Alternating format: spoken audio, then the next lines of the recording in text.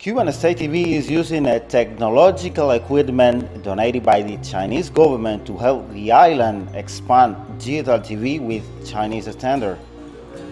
This donation included 2 high-definition studios and a master control room, which is already under operation.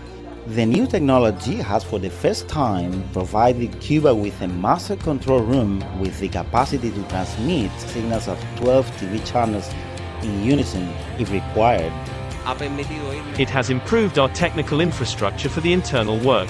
This technology is very expensive in the international market and difficult for us to get due to the US embargo. China has provided the technological equipment to Cuba, which has improved the quality of the service we deliver.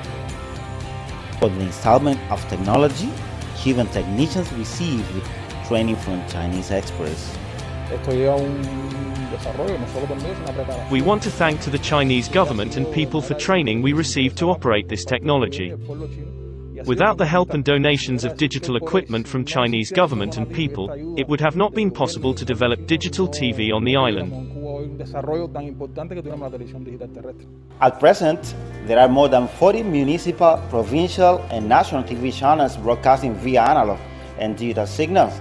The Cuban government is determined to continue expanding digital TV with Chinese standards amid the intensification of the US embargo against the island and the COVID-19 pandemic.